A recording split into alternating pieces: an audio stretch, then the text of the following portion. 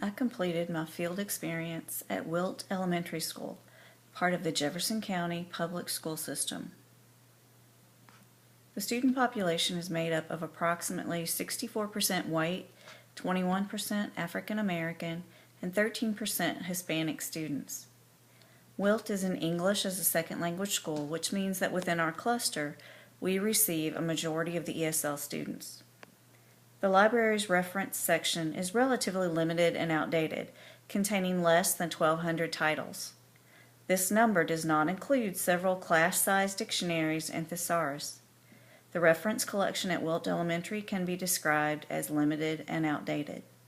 Budget constraints over the past years have restricted the ability of the LMS to purchase material for the collection. There are no computers in the library, so students can't access electronic resources while in the facility. For the Goodreads assignment, I tried to choose books that would benefit both users of the library's resources, students, teachers, and the LMS. My first choice was Who's Who in America.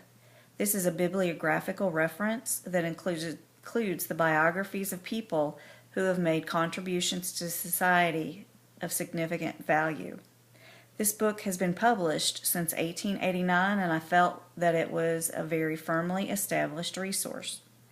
Also, the company appears to have high standards for being included in the book. Based on these facts, I felt this resource was accurate and authoritative. The book is indexed by name, location, and profession of each listee.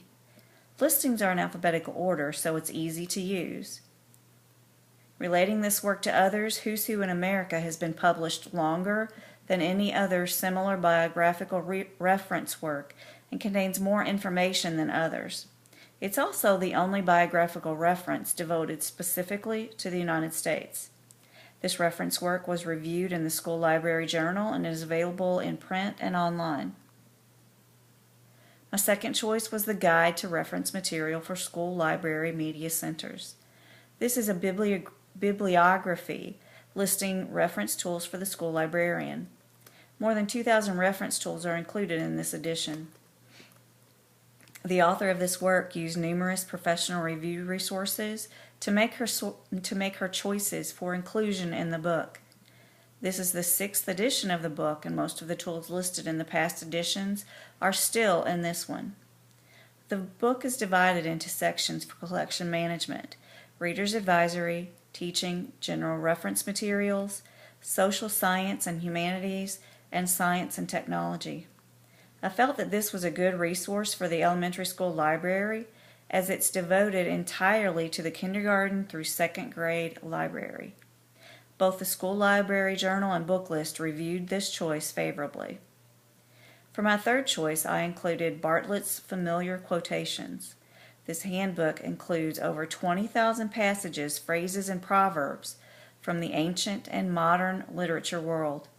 Bartlett's Familiar Quotation is the longest-lived and most widely known collection of quotations. It was first published in 1885 and is currently in its 18th edition.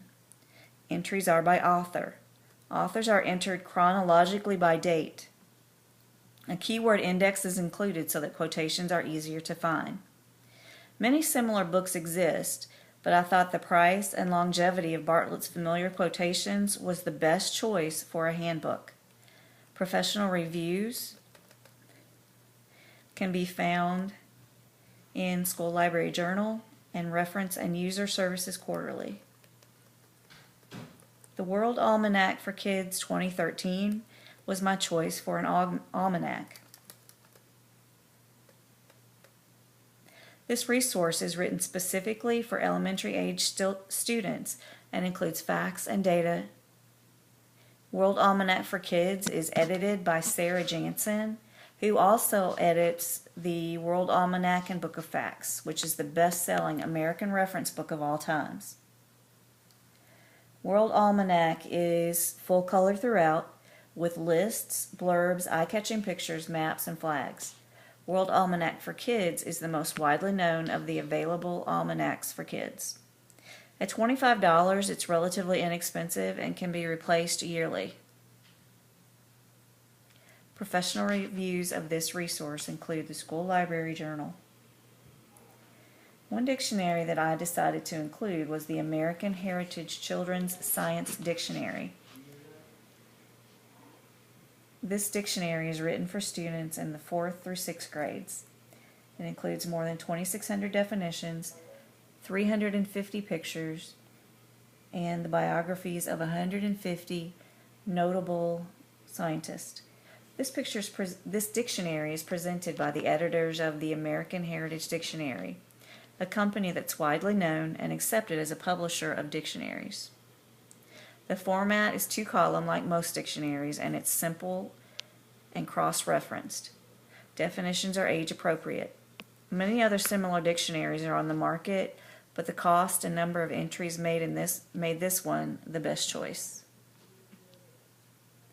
A professional review of this dictionary can be found in the School Library Journal. My next entry is titled Animal Encyclopedia. 2,500 animals with photos, maps, and more. This encyclopedia is geared to ages 8 and up and includes 2,500 species of animals. Information includes topics such as habitats, communication, life cycles, migration, defenses, camouflage, and adaptations. The author of this book is a veterinarian, board certified in zoological medicine. The publisher is National Geographic, a very well-known company. Each offering includes common and scientific names with pertinent facts. Sections are color-coded for easy use. A glossary and index help students find information. Similar works don't appear to be as recent as this encyclopedia, and it's relatively inexpensive. Another encyclopedia that I chose to include was the Kingfisher Space Encyclopedia. It's geared for ages 9 and up. Information includes topics such as observing space, the solar system, stars and galaxies, space exploration, and space in the future. The author holds a PhD in astrophysics. Kingfisher is the leading international publisher of information books. This encyclopedia includes pictures and illustrations. Topics are arranged by title, with headings and an index for easier use. A balance between text and pictures helps younger readers not become overwhelmed by print. Many similar encyclopedias exist. However, because the library was lacking in this area, and this particular book was recently published, I felt that it was a good choice for purchase. Library Media Connection has reviewed this encyclopedia favorably. The geographical reference resource that I chose was the World Almanac Children's Atlas. This is a beginner's atlas for grades 2 through 4. Sections focus on continents and include maps and regional information. Both authors hold degrees in geography and have written extensively on the topic. World Almanac has long been known and respected as a publisher of resource materials. This volume uses consistent color coding throughout and a table of contents. Pictures and international stamps are included for visual interest. The library needed an updated atlas due to changes in geographical boundaries and politics. Because of its appealing format, index, pictures, maps, and diagrams, I thought this was a good choice. My next entry is the Children's Encyclopedia of American History. This text focuses on the who, what, when, where, and how of history.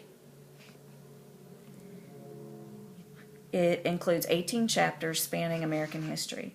The book was published in conjunction with the Smithsonian Institute.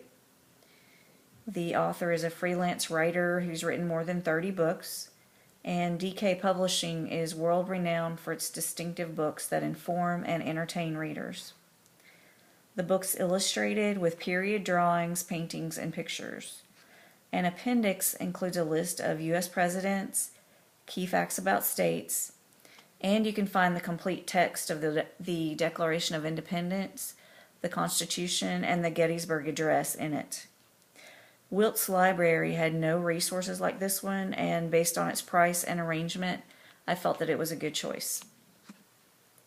My last entry was the Math Dictionary for Kids, the essential guide to math terms, strategies, and tables.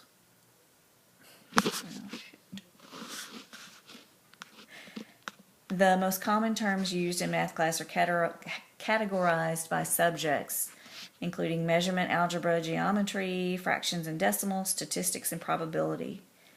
All areas of math taught in the elementary school are covered. It's written for ages 9 and up.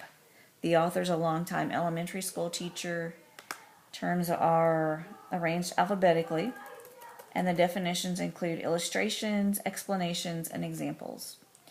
Similar works are much more expensive and don't appear to be as well organized. Due to this fact and the age it was written for, I thought this would be an excellent choice for the elementary school library. Thanks for listening, and good luck choosing your reference materials.